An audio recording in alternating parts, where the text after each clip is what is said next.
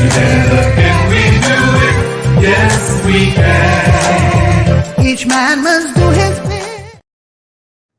Welcome to another episode of The Public Interest. My name is David Granger, and on this series of programs, we examine issues of public interest to Guyanese citizens both at home and in the diaspora. For some time now, we've been dealing with the question of violence, and anyone who has lived through the disturbances, or much more recently, the troubles at the start of this century, would be aware of the damage that violence has done, not only while the violence was being perpetrated, but as a sort of secondary impact, the impact it has had on household and domestic violence, on school violence, on street violence, state violence, gang violence, and even in the hinterland, all over the country, there seems to be something, sort of an epidemic of violence. And unfortunately, many victims of violence are the most vulnerable members of society, women and children, or people who are in difficult circumstances. We therefore, as Guyanese citizens, need to understand how violence occurs and try collectively to work towards removing violence from our society as far as that is possible. And on this series of programs, we will examine different aspects of violence. And today, I would look particularly at the incidence of massacres. And this is a strange phenomenon, that it is not just a question of interpersonal violence, one person killing another. This is a matter of a gang or a group of persons killing another group of persons. And in some cases, a massacre, well, in most cases, a massacre refers to the killing of 3 or 4 or more people at one place at one time. And you ask yourself the question, why on earth should there be massacres in a small country like Guyana? And we hope that in the public interest programs, we could understand this bizarre phenomenon and work together to bring it to an end. We know very well, and this is not history, many of us alive today would remember that the first decade of this century, roughly between 2000 and 2010, Guyana became infamous, notorious for the number of bloody massacres and other murders. In fact, the first decade, I would call a decade of death. There were 1,432 deaths or murders, or about 143 per annum in the first decade alone. And there was an additional large number. There were 139 murders in 2010 and 130 murders in 2011. So the total number of murders during the presidency of Mr. Jack, there was more than 1,071. And the Guyana Police Force records show that 255 persons were shot dead by the police between January 1997, that is when Mrs. Jagan became president, to October 2012. 255 persons were shot dead by the police. This is serious, and it is not a matter of the government or the police alone. It's a matter for the entire society. It's a matter for all Guyanese to sit up and take note and remedy. We refer to this period as the Troubles. And in my view, the Troubles were a response to state violence. The Troubles didn't just drop from the sky. It was a question of state violence, and it's a question of challenge and response. And during this period of the so-called Troubles, we noticed from the news that there was an attempted assassination of the director of public prosecution. There was the uninvestigated assassination of a minister. Here you have a situation in which a cabinet minister was assassinated. There was no coroner's inquest. There's no commission of inquiry.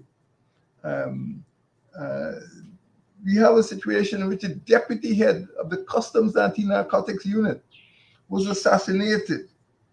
We have a case of the investigation into the alleged implication of a minister in the direction of a death squad. At that time, international pressure forced the PPPC administration to convene a presidential commission of inquiry. Um, it investigated whether a minister was involved in running a death squad.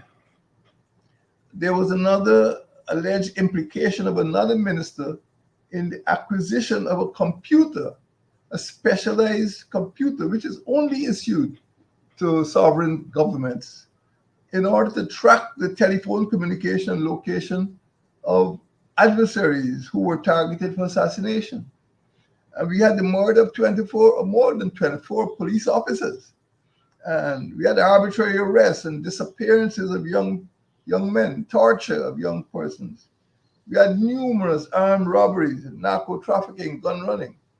So this was a period that is not well investigated. It is well known because the scars are there for all to see. The bullet holes are there for all to see.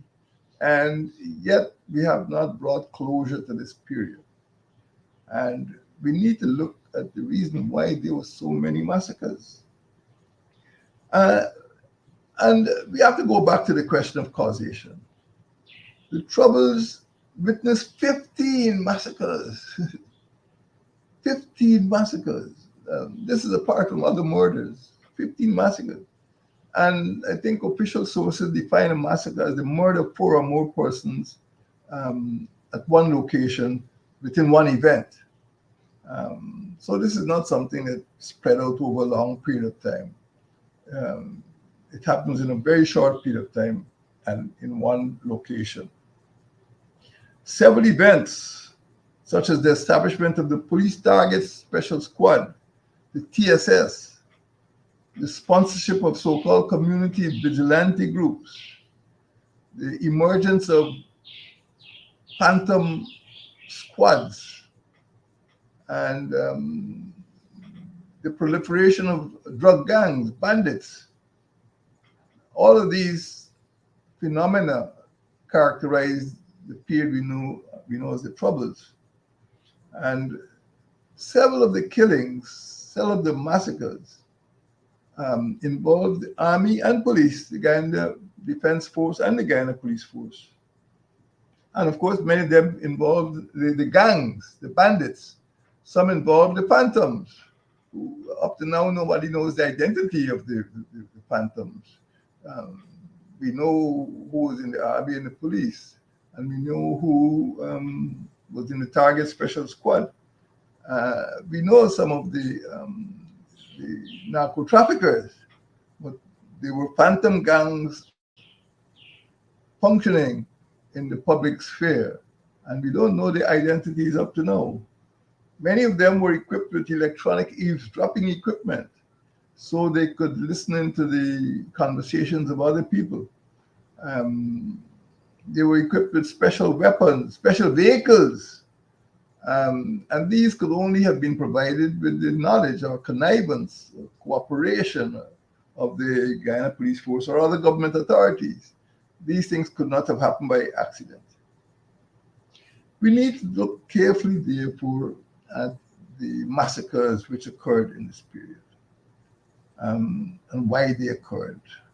We know that in some instances, gangs of bandits exchanged gunfire or were accused of exchanging gunfire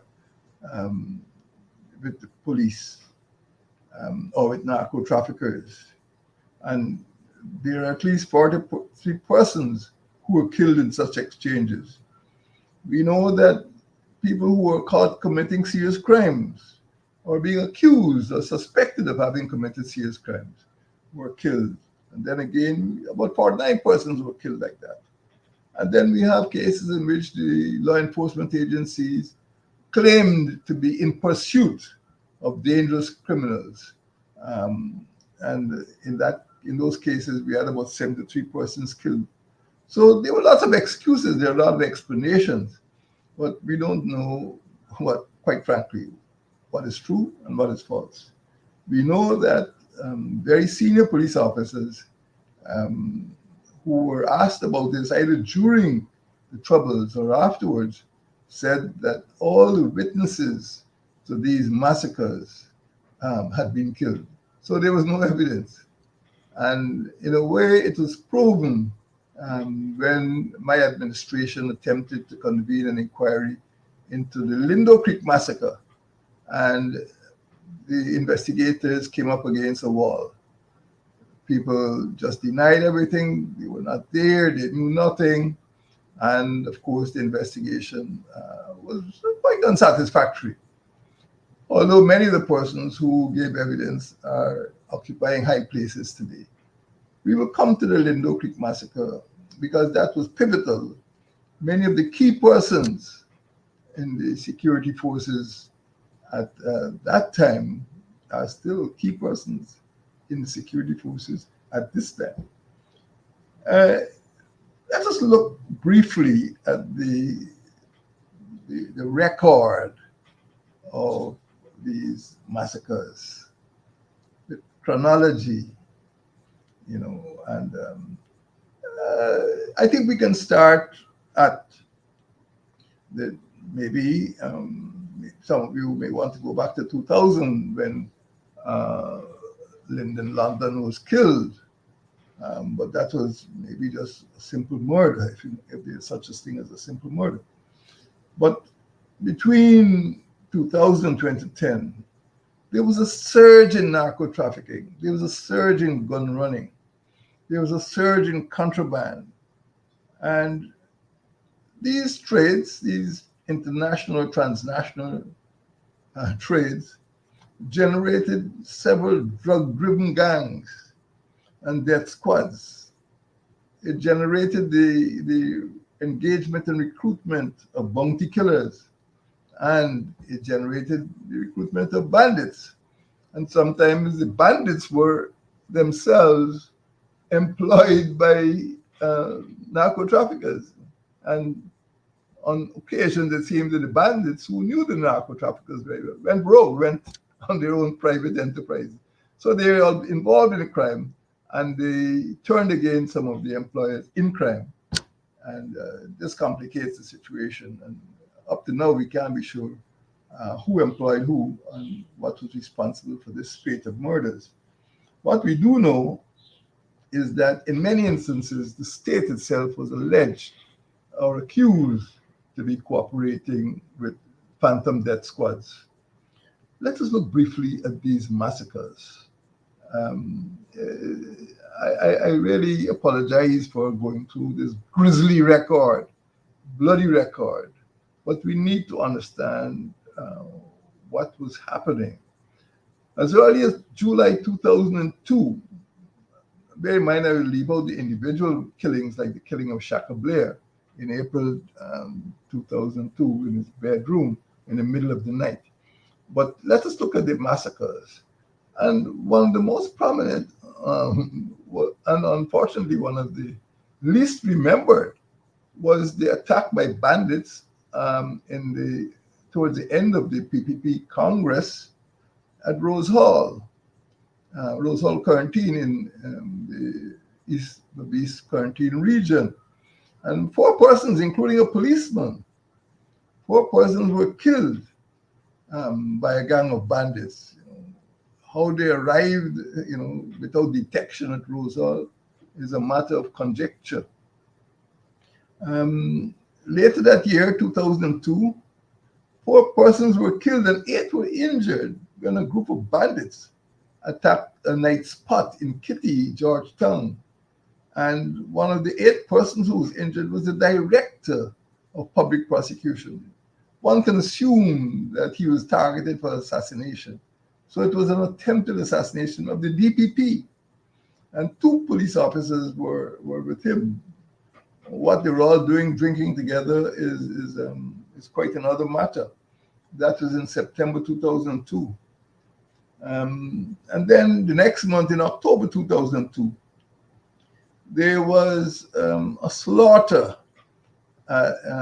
starting at Lamahal Gardens 7 persons were killed.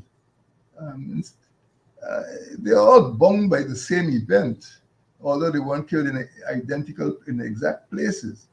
After a certain businessman escaped from his kidnappers in October 20, 2002. And in fact, in Border, during Diwali, which came shortly afterwards in November 2002, in Alberton, well, in Border, really, in Border, 5 persons were killed. And it is assumed that those persons were killed as a sequel to the Lamahawk Gardens incident. Um, in October, this occurred in November 2002.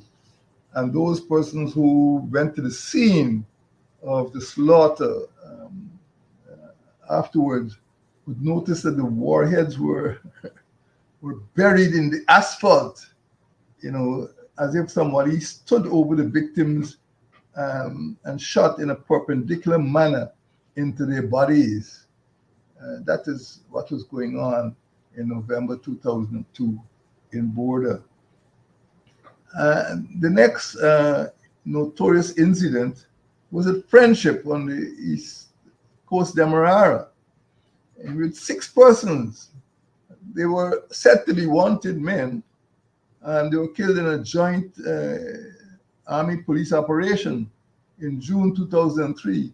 Very often, you don't know quite what to make of these reports because,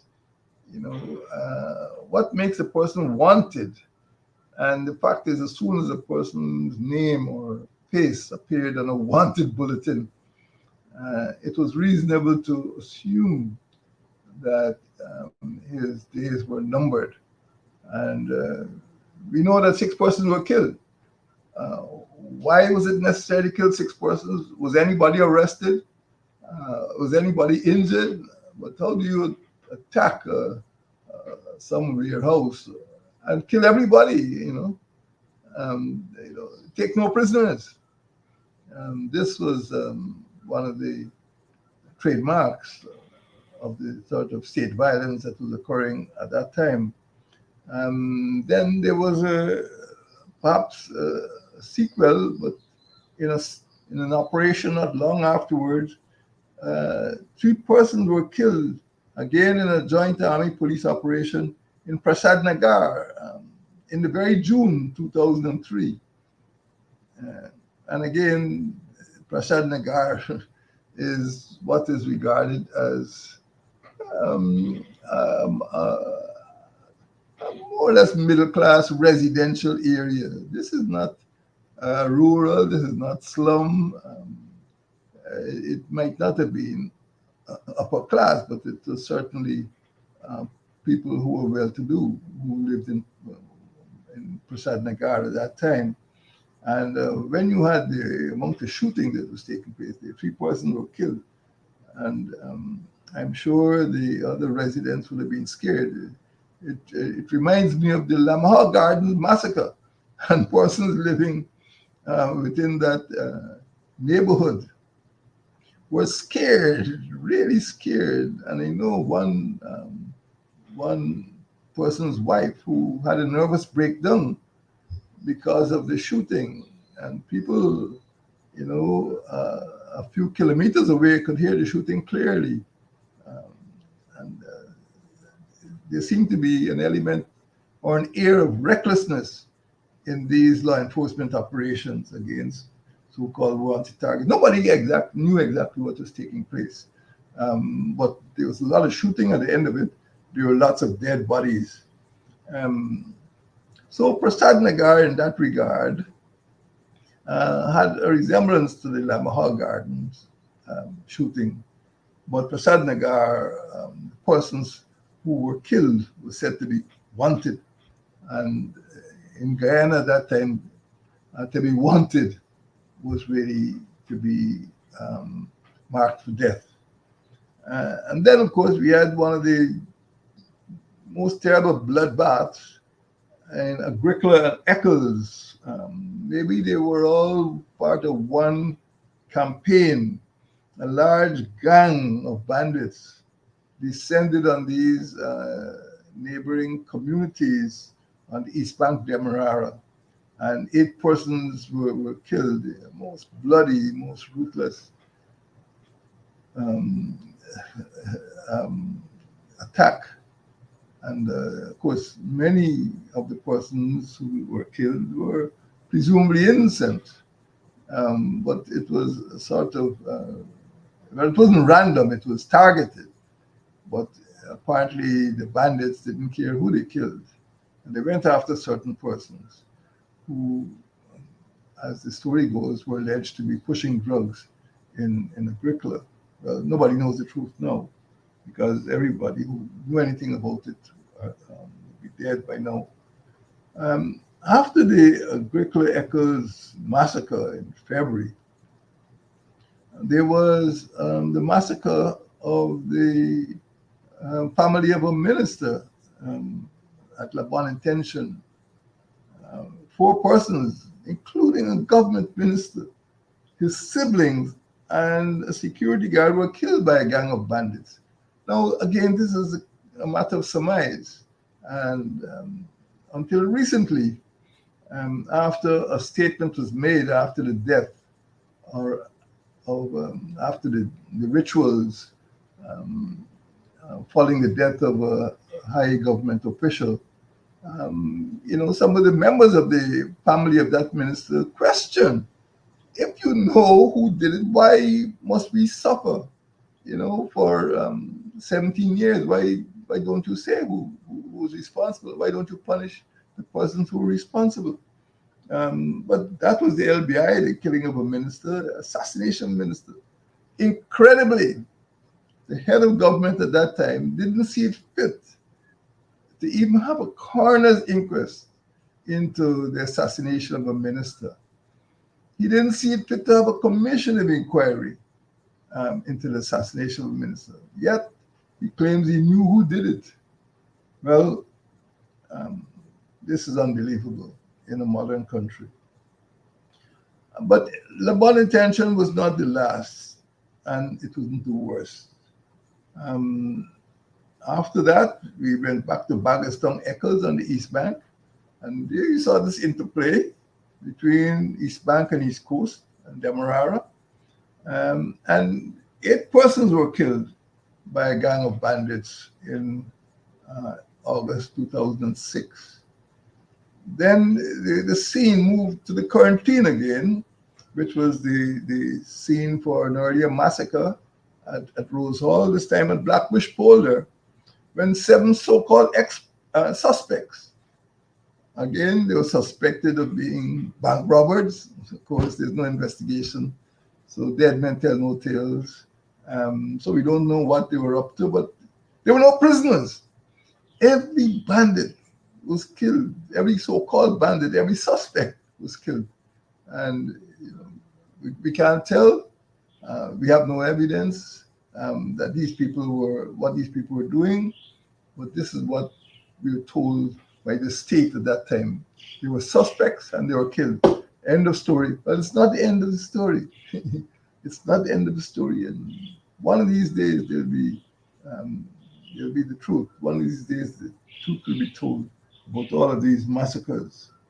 But the Blackbush Polder was apparently entirely an army operation, and the commissioner at the time was quick to say the police were not involved in that one. And then a very bad one, of course, was Operation Lusignan. Up to now, we can't understand why the little community of Lusignan was targeted, and 11 persons were killed by a gang of bandits in February 2008. Unfortunately, this was not to be the end. After that, we had a massacre at Lindo Creek, 8 persons, minors. No way these people were threat to anyone. No way were they bandits. No way were they drug traffickers. This was a little mining operation, almost a family operation. And 8 persons were killed by a gang I cannot go so far as to say it was a gang of bandits. All that could be said is that it was killed by a gang. And as you know, the APNU AFC administration convened the commission of inquiry, a formal commission of inquiry, but the results were distressingly disappointing. And there was no useful information. And it proved the theory that a senior police officer had enunciated some time ago. All of the witnesses to these crimes have been killed. So there was nothing, really nothing, that the family could be told. There was no consolation, there was no compensation, and even the investigation turned up with a blank. And this is really sad. The habit of killing, of multiple killings, seemed to have stuck, however. And even after the formal killings, East Bank and East Coast and Baltic and so on, there was a killing at Arimo Back Dam. Again, some people were accused of having robbed or being involved in some robbery in the gold mining district. And 4 persons was killed by the police. And police, after a while, they stopped arresting people. They was killed, shot on sight, shot dead, not even shot and injured. As they used to say in the cowboy movie, winged. They weren't winged. They were all killed. No prisoners. No questions were asked. And then, of course, you had another massacre at Cummings Lodge. Again, this was not related to any of the earlier massacres, but 4 persons were killed. I think they're all in one family. And in these instances, the public knows very little. The public can only listen to what has been told to them by the state or the police force. And true or false, this is what the record will show. So we had these 15 massacres during the course of the Troubles up to 2010, between 2000 and 2010. And again, it is a bloody chapter in Guyana's history. In conclusion, let us look at the solution. Is there a solution to these massacres? Will they continue? Will they resume? We know that several factors propelled the proliferation of these massacres and these murders. Unfortunately, one of the most important was the public perception that there were elements in the police force who were corrupt. And as a result of that, the entire police force was tarnished with the brush of corruption. Well, it can't be true. But certainly a few prominent individuals and even school children knew the names of some of the shooters in the police target special squad. Part of the problem is that the police force was chronically undermanned, it was undertrained, it was underpaid, and it was undermotivated.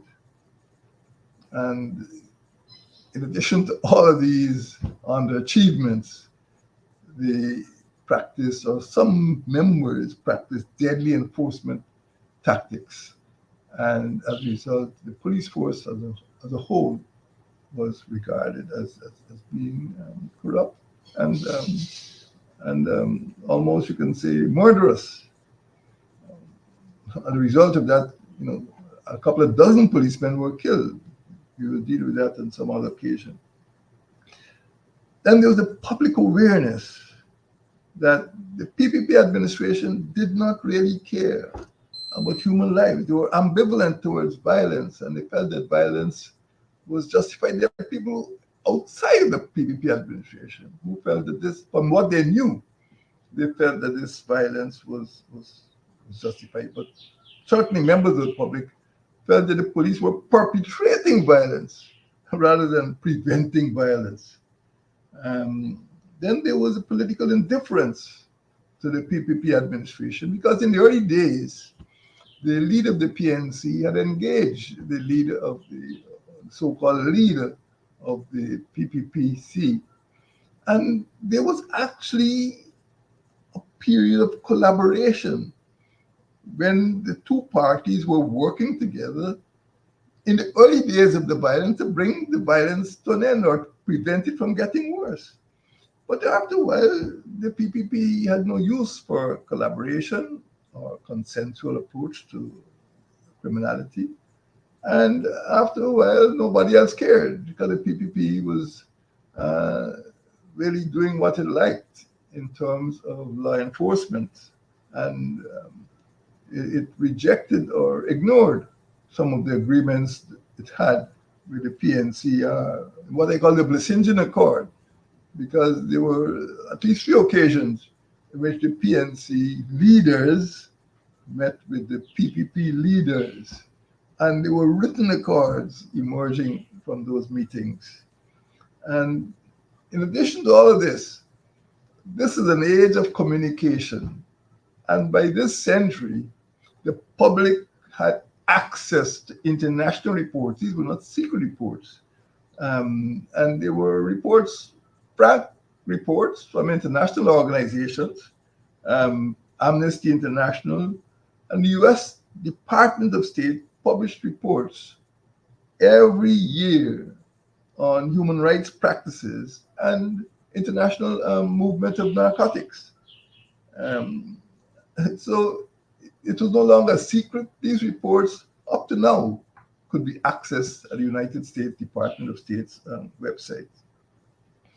Added to all of this, my friends, there were some imprudent announcements by senior government officials that at the death of a senior official, he would take the secrets to his grave. Well, how could that be fair to the relatives of the victims of the massacres?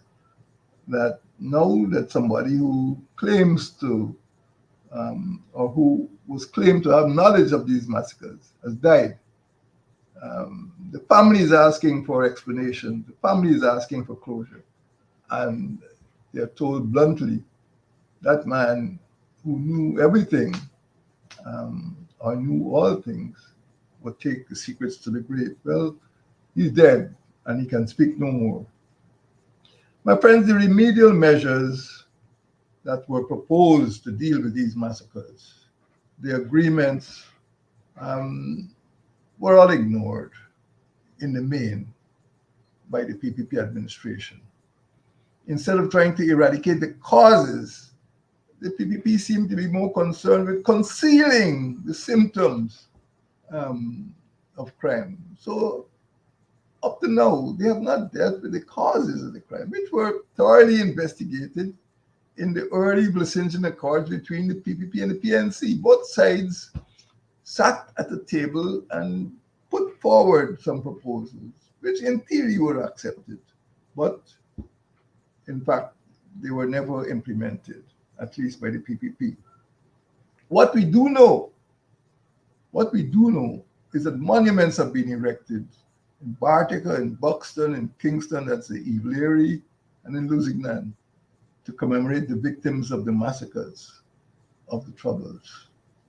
And every year, you know that there's a ceremonial parade honoring the so-called heroes. Well, one person in this country must bear responsibility for those four monuments, because it was on his watch during the Troubles that these massacres occurred. My friends, the assassinations, the massacres, the murders of so many civilians and so many policemen, I believe, could have been avoided, could have prevented if the recommendations of the security sector reform consultancies and commissions had been implemented. They were not, and Guyana has to bear the burden of these bitter memories of these massacres, in which over 1,700 people definitely were murdered. We hope that this would never happen again. We hope that soon we'll be able to put the so-called story of the trouble behind us. But unfortunately, under this present administration, this will not be possible. But let us hope and let us try to provide a better quality of life for our children, for the next generation. Thank you, and may God bless us all, particularly bless the next generation.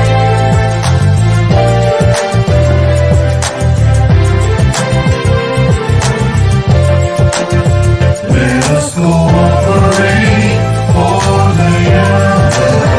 Let us cooperate for our land.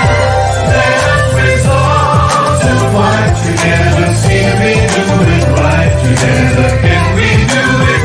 Yes, we can. Each man must do his bit.